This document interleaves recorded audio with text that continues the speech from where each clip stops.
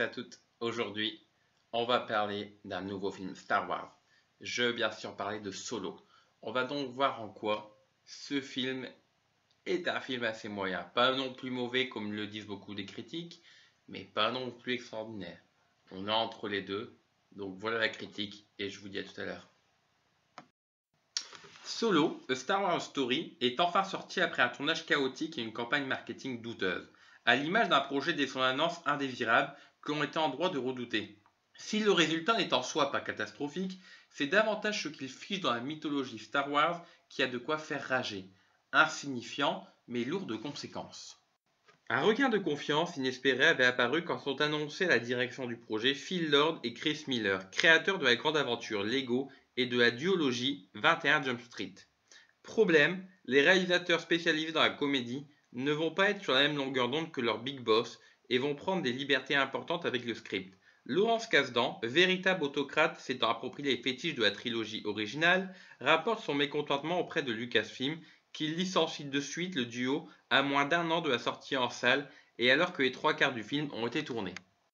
Difficile de démêler le vrai du faux dans cette affaire entre la mauvaise entente sur le plateau et le recrutement express d'un coach pour diriger sa tête d'affiche.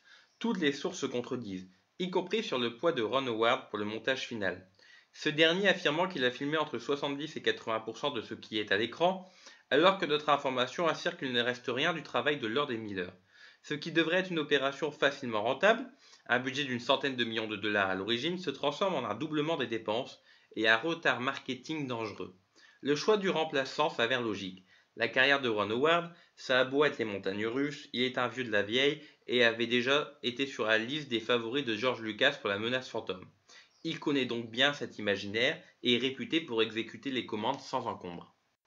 Avec Solo, Ron Howard s'écarte de la science-fiction space opera pour proposer un mélange, sur le papier intéressant, entre films de gangsters, films de braquage et western.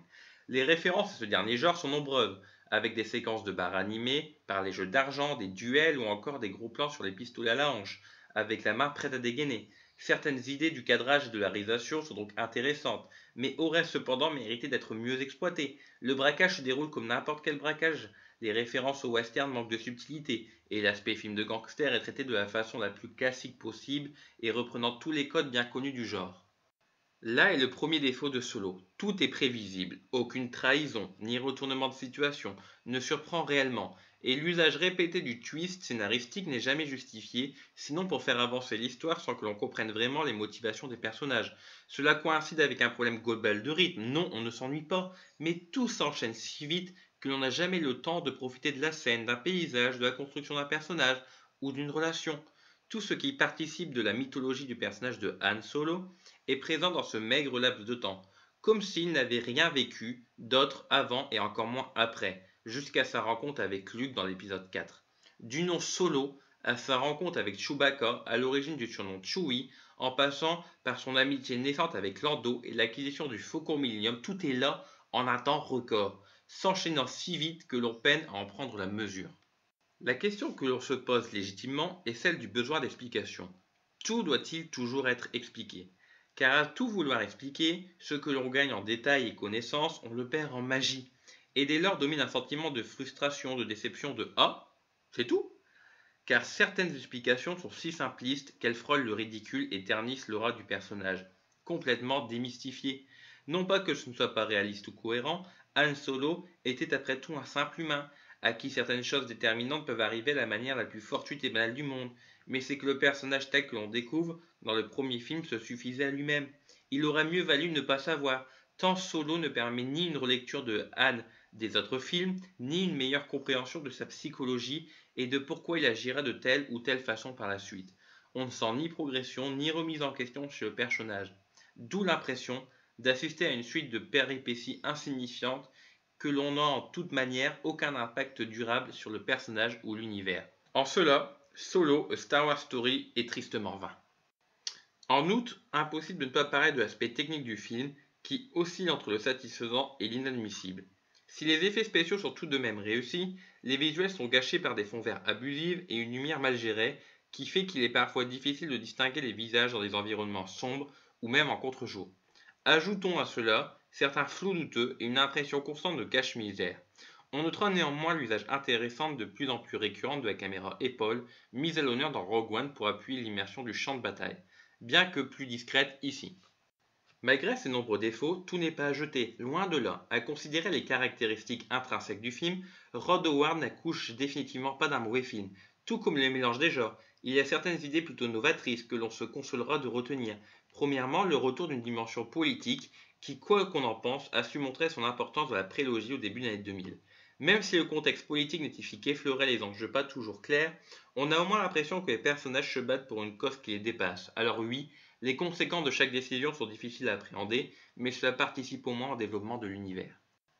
Autre point positif, la profusion de nouveaux designs allant des armures aux véhicules en passant par les créatures aliens relativement inventives. Même si encore une fois, cela donne parfois l'impression de trop-plein, de surenchère, si bien qu'on perd en familiarité avec l'univers connu, mais ça a le mérite de donner des nouvelles choses à voir, d'être quelque peu dépaysant. Enfin, on retiendra deux bons personnages. Beckett est campé par un Woody Harrelson toujours plein de charisme et de classe, et dont la relation presque paternelle avec Han Solo est intéressante. Et puis il y a L337, le droïde du film dont la voix féministe sonne juste et qui a sans doute les meilleures lignes de dialogue, étant le personnage le mieux écrit et donc paradoxalement le plus humain. Malheureusement, le casting fait dans l'ensemble pas le figure. Aden Ehrenreich, moins catastrophique que prévu, mais souffre d'un charisme inexistant et de mimiques maladroitement forcées. Le spectre de Harrison Ford plane irrémédiablement sur lui et sur le film tout entier. Ford savait être arrogant ou prétentieux tout en conservant l'image du baby charmeur. Ici, ce jeune acteur, surtout pour un streamer tataclac, dont l'attitude et l'humour créent plus de gêne qu'autre chose. Pour le reste, le jeu d'acteur n'est pas mauvais, mais se voit gâché par une écriture pauvre et superficielle, ce qui ne donne pas l'occasion aux spectateurs de nourrir quelconque intérêt pour les personnages et encore moins de s'attacher à eux.